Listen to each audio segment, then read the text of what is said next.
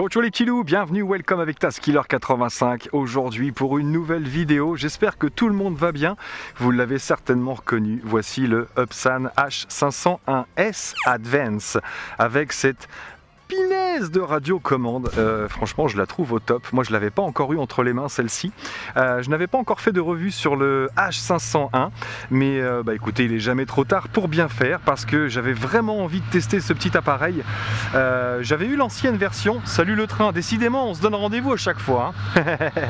J'avais eu la toute première version, mais je n'avais pas eu le temps de faire une vidéo dessus, une revue.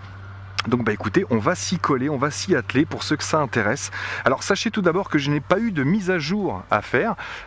Oui, vite fait, là j'ai installé la manche à air, ça s'est calmé, mais ce soir on a un peu de vent. Il est environ 18 h et on n'a pas un temps terrible, même les images vont peut-être pas être formidables, je suis désolé. Donc ce petit H501S, écoutez, tout ce que je peux en dire déjà, c'est que c'est vraiment un bon appareil. Vous le savez, il fait partie des meilleurs dans sa catégorie de toute façon, même s'il y a toujours des choses à reprocher, bien évidemment, puisqu'on est très critique.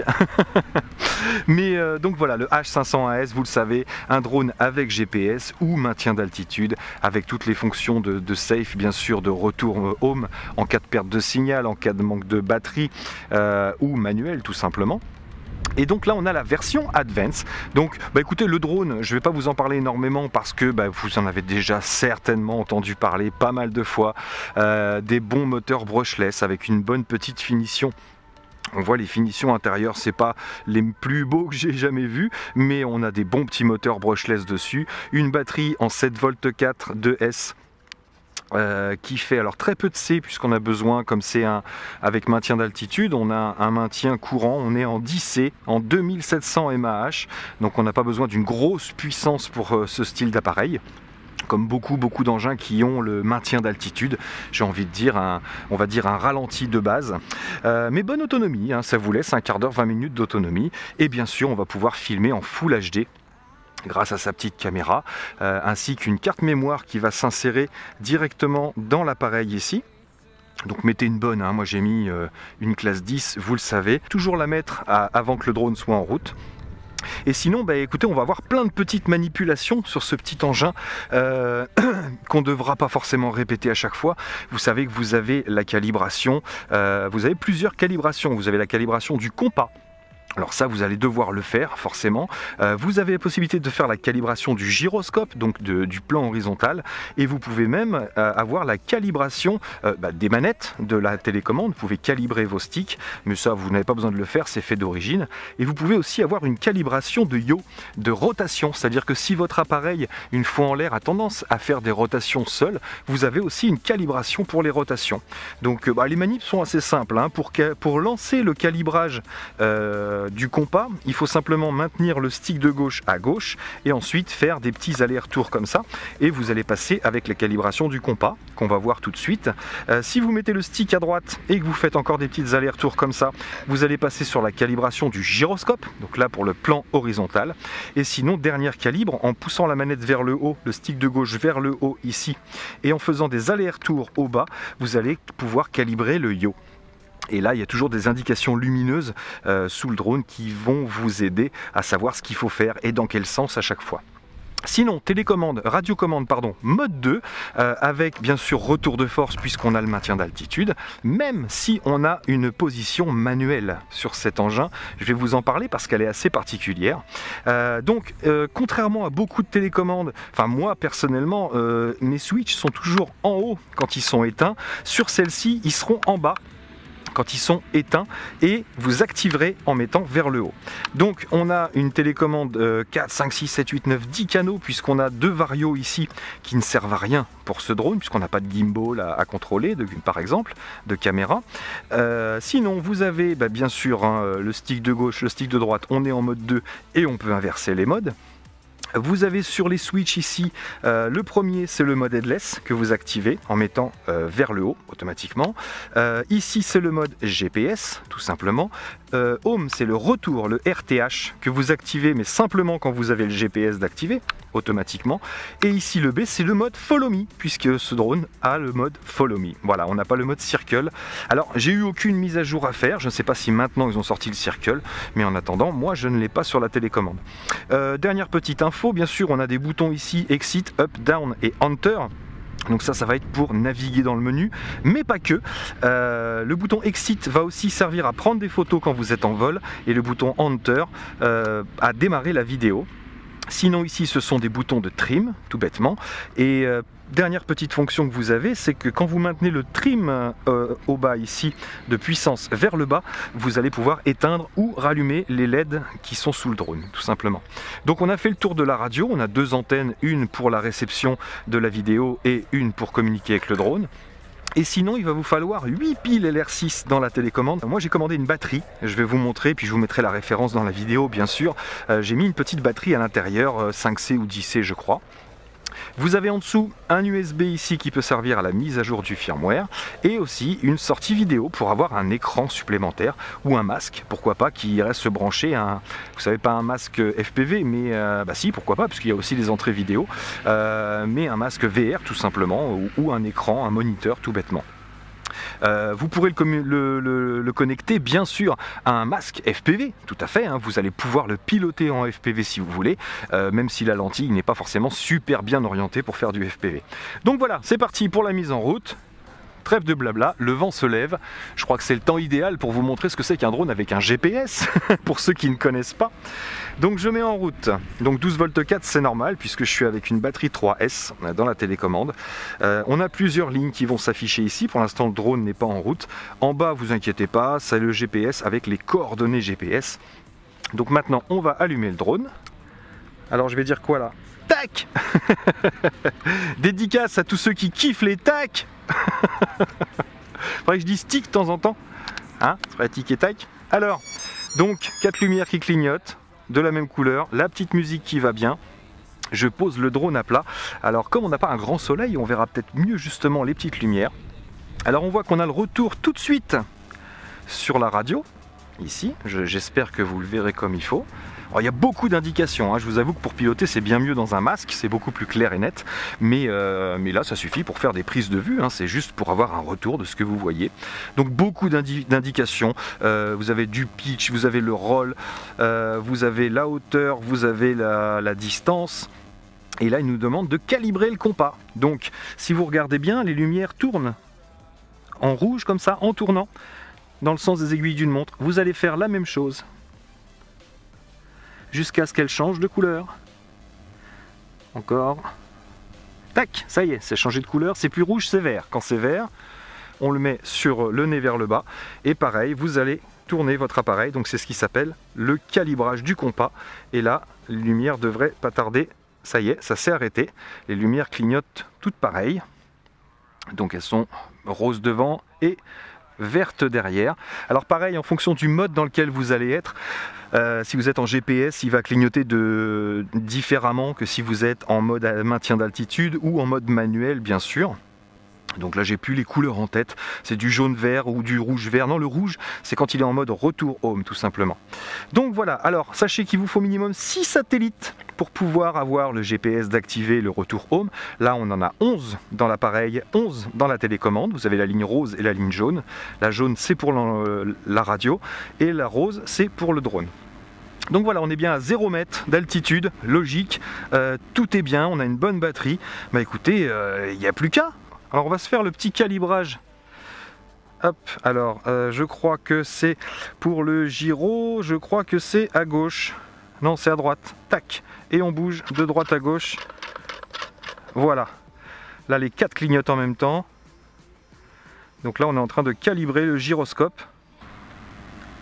Pensez à bien orienter vos antennes. C'est parti, on démarre, la manette dans les coins. On l'arrête pareil dans les coins extérieurs. Je ne sais pas si on peut le mettre en route avec la manette en intérieur. Non, c'est vraiment dans les coins extérieurs. C'est parti. Donc on est bien en mode GPS. On a tous les GPS. On en a 11 sur chaque. C'est parti pour un petit décollage en mode il y a un peu de vent. Il fait pas très beau, mais on s'en fout. Donc pensez bien à orienter votre antenne pour la vidéo. Et bien sûr toujours à plat. L'antenne de la réception, je préfère. Allez, on va décoller droit, en douceur. Toc, on va rester ici. Donc vous voyez la stabilité de l'engin. On va se faire tout de suite une petite session photo-vidéo pour voir ce que ça donne. Donc je vais automatiquement passer en mode headless ici. Bam, comme ça. Ce qui fait que là, je vais le mettre en rotation, tranquillement, vers moi. Voilà. Donc il faut penser... Ah, il a fait un petit drift, légèrement. Je vais le ramener au-dessus du tapis, ici. Voilà. On est pas mal cadré, on va monter un peu. Voilà. Et donc là, on va se faire une petite photo. Donc le bouton de gauche, comme je vous disais. Tac. Donc là, normalement, on a pris une photo. On va en prendre une deuxième. Tac. Je vais me casser la gueule. Et je vais lancer une petite vidéo. Allez, c'est parti. Ah, pull throttle down. La vidéo est partie. Ah oui, il faut baisser le throttle. Il ne faut pas être en pleine accélération pour lancer la vidéo. Il faut baisser légèrement le throttle pour lancer la vidéo. Ça y est, c'est parti. On est en live. On passe à la télé, les amis. Donc vous vous rendez compte de la qualité de l'image. C'est un drone qui est vraiment stable, qui a vraiment une bonne résolution. Même si quelquefois on aurait envie de lui mettre une petite nacelle stabilisée dans les mouvements. C'est vrai que ça reste une vidéo quand même relativement propre, ne serait-ce que sur le retour ici. Je ne sais pas si vous verrez à la caméra, je ferai une petite session avec un masque, mais c'est vraiment super propre. Donc voilà pour le mode headless, bien sûr vous connaissez tous le mode headless, ça permet de pouvoir faire des prises de vue, vous voyez. Là je vais aller à gauche, je viens vers moi, tout simplement, tac. C'est beaucoup plus facile de faire des prises de vue en mode headless. Alors on a le follow me sur celui-là, mais vous voyez, je pousse là vers l'avant, ici. Donc il devrait aller en avant, mais non, il va me suivre, tout simplement. Voilà, pour faire une petite prise de vue sur le côté. Hop, je repars en rotation, je le pousse sur la droite. Donc beaucoup plus facile, bien sûr, pour des petites photos, vidéos. On va repasser en mode normal.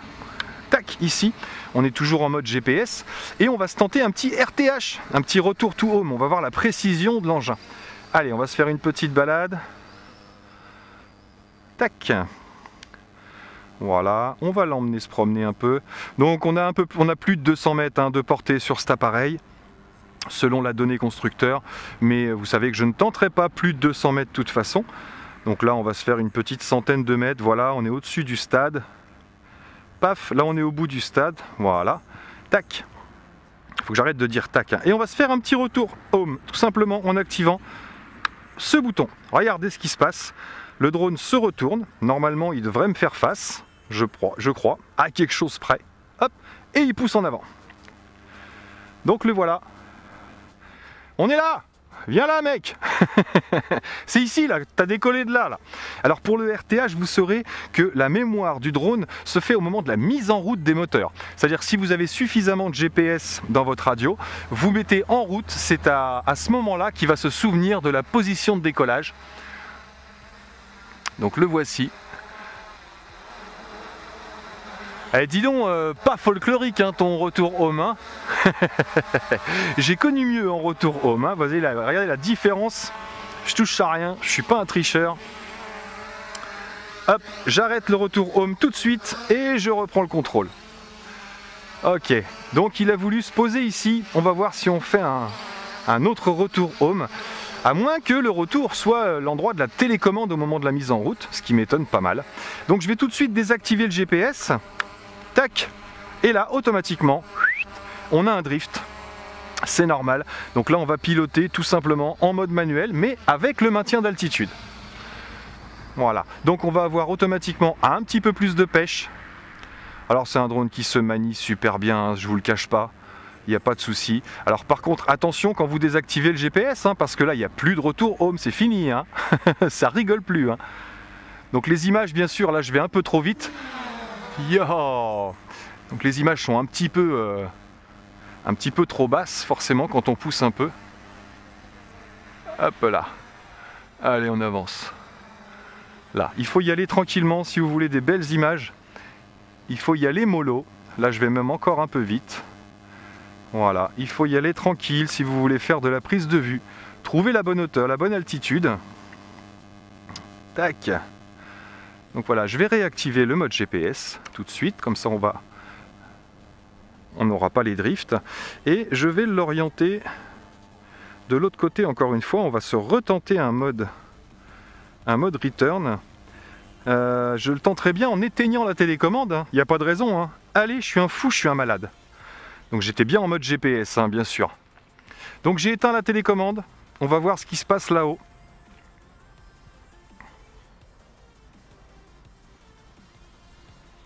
Pour l'instant, il tourne.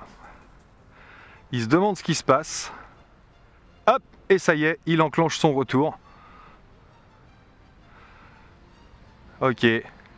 Donc voilà, en cas de perte de signal, bien sûr, bah, la meilleure preuve, c'est le fait d'avoir éteint la radio, forcément. Là, je vais reprendre le contrôle parce que je ne voudrais pas me prendre la manche à air. Donc vous voyez, il s'est remis au-dessus là, et il est prêt à se poser en mode return. Donc oui, quand il est en RTH, ça clignote en rouge sur l'avant.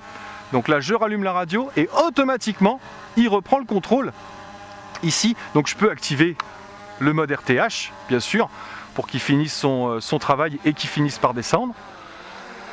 Le voilà. Vous voyez, oui, bleu devant et rouge derrière. Non, rouge devant, pardon, c'est l'avant. Et voilà. Donc là, je désactive le GPS. Tac, automatiquement. Pas le GPS, pardon, le retour home. Et automatiquement, il s'arrête et il m'attend. On va se faire un petit mode Follow Me. Vous allez voir que c'est assez sympa ce petit mode. Alors, je vais le mettre devant moi. Hop, je vais l'installer devant moi ici et je vais enclencher le mode Follow Me. Tiens, je vais le faire tourner d'abord, qui ne me regarde pas, et j'enclenche le mode Follow Me. Donc logiquement, il devrait se mettre à me regarder. Tac. Et voilà, c'est parti pour un petit mode Follow Me. On va voir comment ça se passe. Je vais me balader naturellement. On se fera peut-être un petit mode Follow Me en trottinette aussi pour voir, hein. Qu'est-ce que vous en pensez? Franchement, c'est plutôt sympa, même pour faire des reportages télévisuels. Vous voyez, je balade ma télécommande. Je fais pas attention à ce que je fais. Je vais peut-être prendre un peu d'altitude. Tac, un petit coup, ici, histoire de cadrer. Donc voilà, le petit mode Follow Me. Donc je peux le mettre à me suivre, bien sûr. Vous n'êtes pas obligé de le mettre devant. Alors vous saurez que le mode Follow Me, il faut bien anticiper. Je vais remonter un peu la caméra. Tac, vous suivez? Allez, venez. Il faut bien anticiper par contre tous les obstacles qu'il va y avoir sur le Follow Me. Si vous faites un Follow Me en vélo par exemple, ou bon, il faut avoir la télécommande accrochée, bien sûr, et puis que rien ne touche au bouton pendant ce temps-là, parce que vous avez quand même le contrôle. Vous voyez, je peux pousser en mode Follow Me, je peux quand même le déplacer sans problème. Voilà, donc quand vous faites un Follow Me, dites-vous bien que le drone, lui, tout ce qu'il va vouloir, c'est rester à la même distance de la radiocommande qu'au moment où vous avez fait le Follow Me. Ça veut dire que vous pouvez aller dans tous les sens. Le drone, lui, va essayer de conserver la même distance et la même orientation qu'au moment où vous avez enclenché le Follow Me, tout simplement. Donc vérifiez quand même, parce que vous pouvez sortir un petit peu de l'écran, devoir remettre un petit peu de hauteur par exemple. Hop, si je me dirige vers le drone directement, eh ben il recule, il se barre. Un petit pas de course, allez, un petit pas de course. J'essaye de le rattraper. Donc je crois qu'il peut aller à peu près à 20 km/h, donc je suis loin de pouvoir le rattraper. C'est clair, peut-être en trottinette, je lui mettrai une volée, je sais pas. Donc voilà pour le mode Follow Me, très sympa, très sympa pour quelques petites scènes d'action. Je vais vous parler du mode manuel maintenant, parce que c'est un mode qui est assez intéressant. Je vais couper le Follow Me ici, tac. Et on va le poser. Je vous conseille de le poser hein, si vous voulez attaquer du mode manuel, bien sûr. Alors, on va descendre gentiment. Forcément, c'est plus facile en mode GPS, hein, puisque une fois qu'on est calé, il n'y a plus qu'à descendre. Tac, on maintient vers le bas, et là, il n'y a plus qu'à verrouiller, tout simplement. Tac. Alors pour le mode manuel, je vous explique, il va falloir entrer dans le menu. Alors une chose qu'il faut savoir quand vous allez être en mode manuel, c'est qu'il n'y a plus de maintien d'altitude. Mais vous avez un retour de force. Ça veut dire que ça va être comme si vous mettiez déjà la moitié de gaz quand vous allez mettre en route le drone. Alors faites attention, quand vous allez passer en mode manuel, au moment où vous allez démarrer votre appareil, maintenez bien, une fois que c'est démarré, maintenez bien votre stick vers le bas pour pouvoir décoller comme si vous n'aviez pas de retour de force. Ne vous faites pas surprendre, si vous démarrez et que vous lâchez les sticks, automatiquement votre drone va partir. Je vais vous en faire la démonstration. Alors, on met le throttle vers le bas et on rentre dans le menu ici. Alors, On peut inverser les commandes, on peut mettre plus ou moins de sensibilité. Manual mode, ici. Donc moi j'ai activé le mode expert. En mode stick, on est en mode 2. On peut aussi changer la fréquence. Si jamais vous ne trouvez pas la caméra, vous avez moyen de changer la fréquence. Et j'ai activé aussi Fly when no GPS, no, ici. Donc ça, vous pouvez le mettre.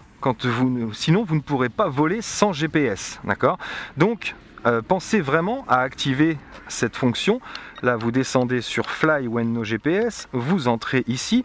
Tac, Fly when no GPS, yes. Voilà. Ensuite, je remonte sur Manual Mode.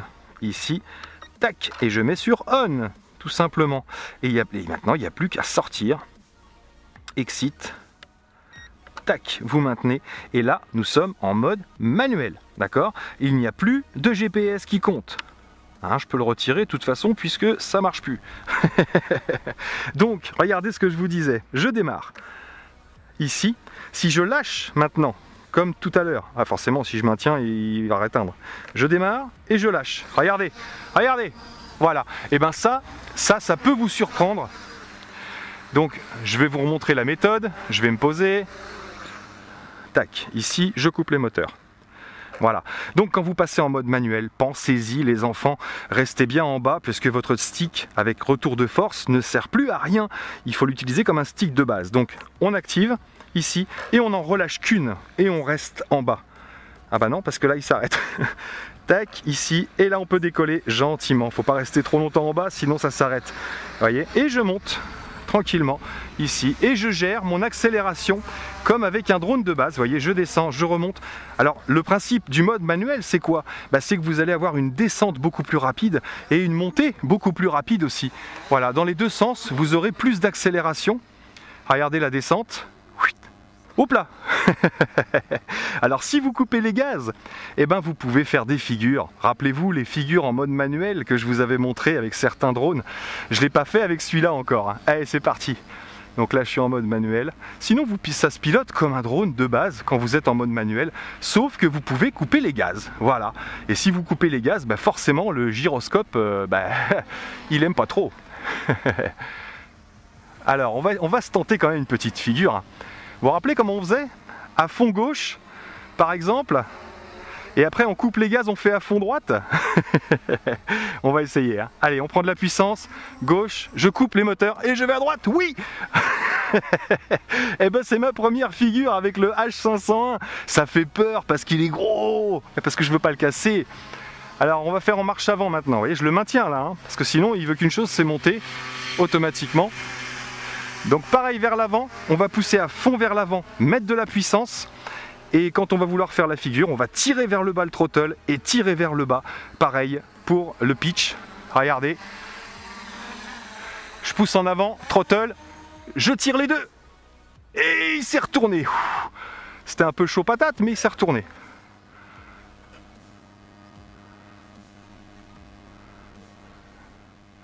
Allez, perds pas l'orientation, pépère. Oh, c'est chaud quand même. C'est un gros engin. Donc il y a moyen de faire des figures avec ce petit bébé. Bon, je suis pas sûr qu'on puisse faire les figures comme avec un racer. C'est sûr, parce que là, si je mets une direction droite et que je coupe les moteurs, je suis pas sûr que ça fonctionne. J'ai peur de le croûter. Hein. Allez, on va essayer. Marche avant. Alors, je vais le ramener un peu par là d'abord.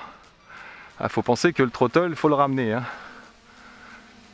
J'ai le vent qui me pousse. Allez, marche avant, je coupe les gaz et je vais à droite. Hop là, non, j'ai pas assez de vitesse. Donc on peut faire des figures, mais il faut les anticiper. Comme avec un drone, j'ai envie de dire, de loisir, de base, comme ce que je vous avais montré déjà. Comme je viens de le faire là, regardez, on va se le refaire à gauche. Donc puissance, maximum à gauche, et ensuite vous coupez les gaz et vous allez à droite, tout simplement. Hop! Et voilà! Petite figure tranquille avec le H501, c'est que du bonheur.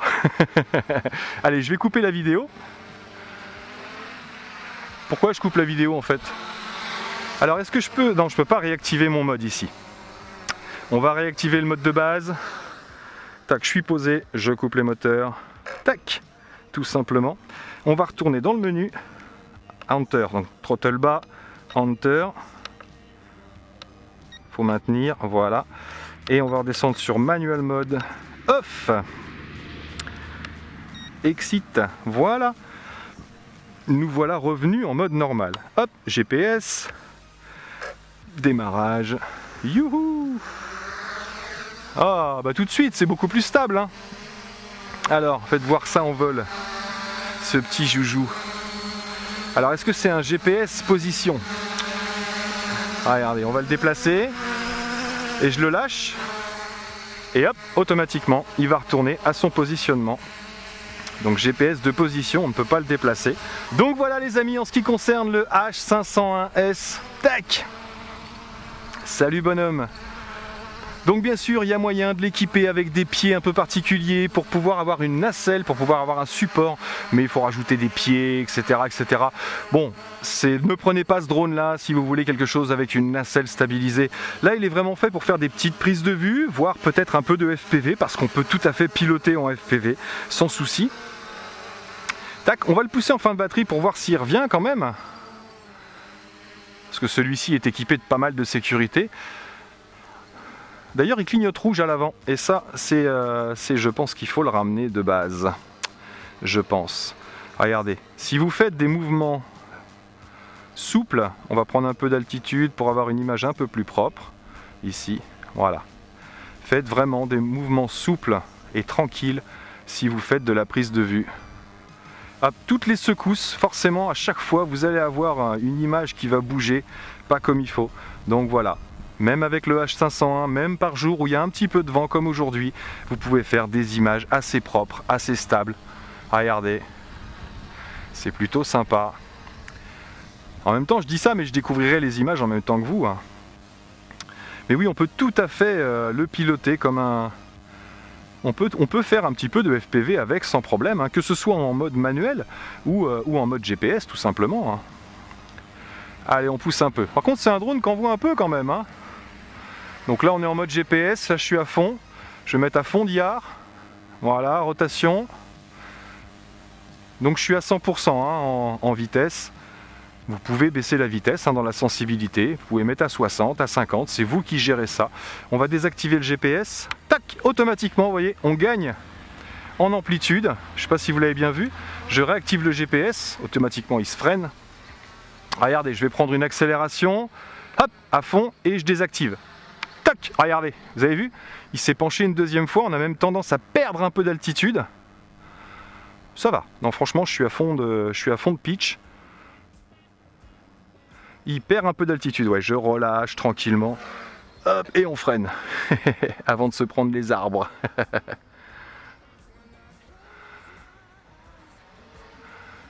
Ah, plutôt sympa, hein. Ah, ça clignote ben rouge là. Allez, je réactive le GPS parce que si jamais il veut faire un retour home, tac, il faut qu'il ait son GPS d'activer. Bon écoutez, on va se faire un petit retour pour finir parce que là ça clignote en rouge. Ça fait un petit moment maintenant. Je vais stopper la vidéo tout de suite. Put throttle down. Ah, c'est marrant ça.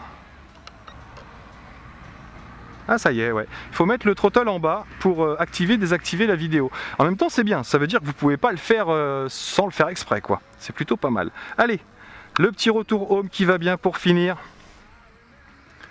C'est parti. Donc ben voilà, hein, écoutez, on n'a pas fait une grosse découverte aujourd'hui. Vous connaissiez le H501, mais il fallait absolument que je fasse une review. Donc pas besoin de passer au TAS Atelier aujourd'hui. Je pense qu'on aura vu suffisamment de ses capacités. Donc je vous dis la portée, hein, moi je l'ai testé, je suis allé jusqu'à 200 mètres, j'ai pas perdu le contact et j'ai pas perdu l'image non plus, donc tout va bien, sans problème. Bim, ah, voilà, il veut vraiment venir là en, en décollage. Alors en fait j'ai vraiment l'impression, RTH Switch is on, que c'est pas à la mise en route en fait des moteurs. C'est pas la position du drone qu'il a pris en mémoire, mais bien la position de la télécommande. Je vais refaire un petit test vite fait. Là, je vais mettre les moteurs en route ici, et je mets la télécommande au-dessus. Voilà. Donc normalement, il se souvient de la position. Donc je redécolle si je peux encore. Ouais, ok. Je vais avancer d'une vingtaine de mètres. Je le fais tournoyer un peu dans tous les sens. Tac, tac, tac. Et RTH. Retour home. Alors, Et au moment où j'active le retour home, je ne bouge pas ma position. Je vais voir ce qui se passe. Alors, il revient, tout va bien.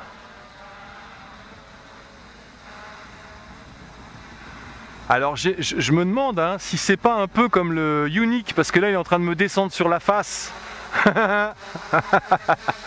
Parce que le Unique, si vous vous souvenez, ouais c'est ça, je me pousse un peu et en fait il vient au moment où j'ai enclenché le RTH sur la radiocommande.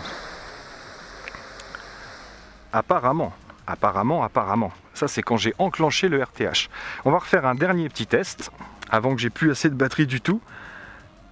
Ah oui, j'ai mon RTH en route. Tac, c'est parti. Mise en route des moteurs. Je redémarre, je repars par là-bas.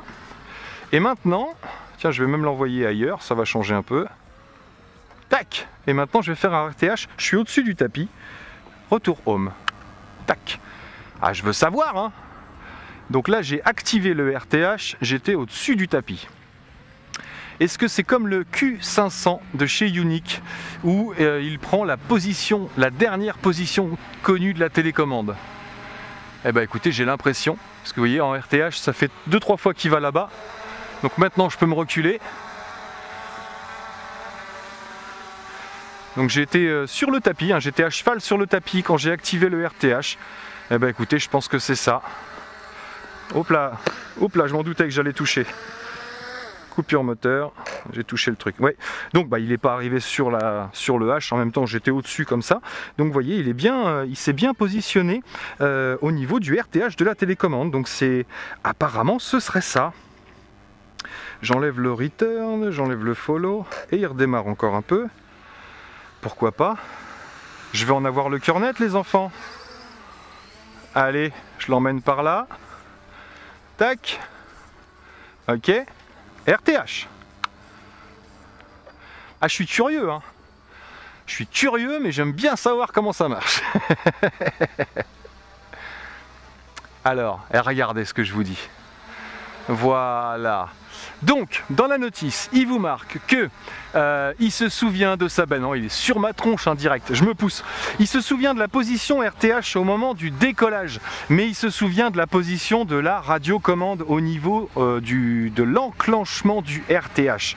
Quand vous allez enclencher le RTH, c'est la position de la télécommande qui va vouloir rejoindre, exactement comme le Unique Q500. La même chose. Donc en fait, vous pouvez le faire atterrir où vous voulez. C'est tout bête. Ah, ça y est, ça clignote. J'ai plus de batterie. Regardez, je pose la radio. Je fais un truc. Hein. Retour. Vous voyez, je l'ai posé au coin du tapis. Ça y est, ça clignote. La télécommande clignote. Batterie low. Batterie low, low batterie. Il y a de l'eau dans la batterie. Voilà pour notre dernier RTH, tout clignote en rouge, il va exploser. Hop, maintenant je vais retirer la télécommande quand même, je vais pas la laisser là. Donc vous voyez, je l'avais posé au coin du tapis.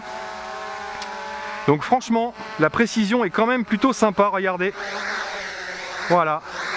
Je ne l'ai pas laissé pour pas risquer, mais la télécommande était là. Allez, on coupe les moteurs. Tout bêtement. Yeah! Bon, et ben écoutez, en tout cas, j'ai pas eu de soucis avec ce petit Upsan H501S Advance. Et ben beau petit joujou, voilà. Encore une fois, comme je vous dis généralement, faites-vous votre propre idée, même si c'est déjà fait, puisque celui-ci on le connaît. Donc une fois de plus, pas de galère de mise à jour. J'espère qu'on aura des belles images. On va se rendre compte de ça très rapidement. Moi avant vous, un petit peu, bien sûr, au montage. J'en profite aussi pour vous dire que ce petit engin m'a été envoyé par Gearbest. Merci Léo de Gearbest, sympa mec, parce que j'avais envie de l'essayer et c'est vraiment sympa de me l'avoir envoyé. J'en profite pour vous dire que sur Gearbest, vous avez vu sur Banggood, il y a beaucoup d'offres parce qu'on arrive à la saison automnale, c'était les 11 ans de Banggood, etc. Et ben pareil sur Gearbest, vous arrivez aux promotions d'automne, comme tous les ans. Donc écoutez, moi j'ai qu'une chose à vous dire, c'est aller faire un tour, au moins pour voir ce qui se passe. Je vous mettrai le lien dans la description, bien sûr, de ce petit appareil là. Pas d'option, donc il n'y a rien à rajouter. Je vous mettrai par contre le lien pour la batterie que moi j'ai commandé pour mettre à la place des piles, puisque sinon ça c'est un bouffe pile et il en faut 8. Des piles, des batteries de rechange, il y en a moult sur le site. Et puis voilà, sinon je vous mettrai le lien, je vous dis, pour aller voir les promotions d'automne. Allez, merci les petits loups pour votre suivi et pour votre soutien comme d'habitude. Et puis moi il ne me reste plus qu'à vous dire, surtout portez-vous bien et à très bientôt dans mes vidéos. Ciao ciao.